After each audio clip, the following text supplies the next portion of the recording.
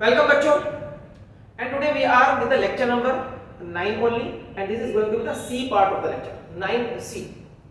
तो 9B में हमने देखा case third of the motion of the charge particle inside the uniform magnetic field and that motion is helical path पर वो motion होता है।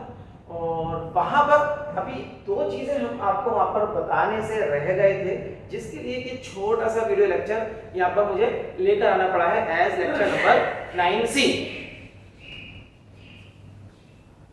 तो एक चीज जो आपने वहां पर देखी है कि time period is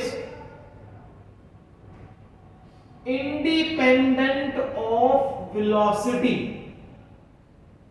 So time period is independent of velocity, it is independent of radius, and it is independent of angle as well. Angle between the direction of velocity and direction of magnetic field. लेकिन अभी हम लेकर चलेंगे सिर्फ time period is independent of velocity.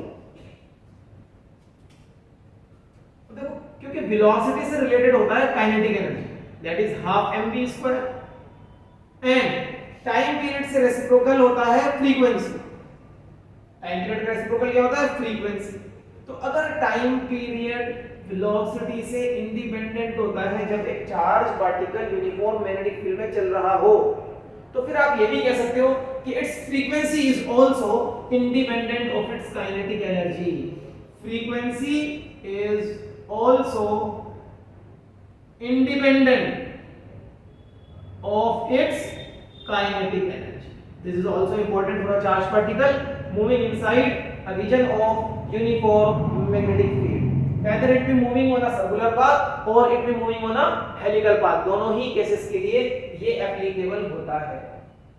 And another point कि charge particle helical path complete करता हुआ magnetic field के डायरेक्शन में आगे बढ़ेगा या मैग्नेटिक फील्ड से अपोजिट वाले डायरेक्शन में जाएगा।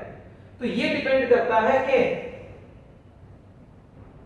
If angle between the direction of velocity and direction of magnetic field, if that angle is acute, मतलब 0 से 90 के बीच में है, then if this is the direction of magnetic field, तो ये charge particle helical path complete करता हुआ magnetic field के डायरेक्शन में आगे जा रहा होगा। But if this angle is acute, कौन सा angle? the angle between the direction of velocity and the direction of magnetic field. if this angle is obtuse, यहां पर acute angle है, if the angle is obtuse and if this is the direction of magnetic field, तो फिर charge particle अपना helical path complete करता हुआ opposite to the direction of magnetic field जा रहा होगा। तो it depends whether the angle is acute or whether the angle is obtuse, इस चीज पर डिपेंड करता है। ये दो पॉइंट्स भी इंपॉर्टेंट पॉइंट्स माने जाते हैं हमारे motion of the charge particle inside uniform magnetic field में। तो इन दोनों पॉइंट्स को भी आप जरूर कर लें। And this is the C part of lecture number 9। तो यहां पर अपन लेक्चर नंबर 9 को बिल्कुल कंप्लीट करते हैं और अब मिलेंगे हम नेक्स्ट लेक्चर में एक नेक्स्ट टॉपिक के साथ। Till then bye bye.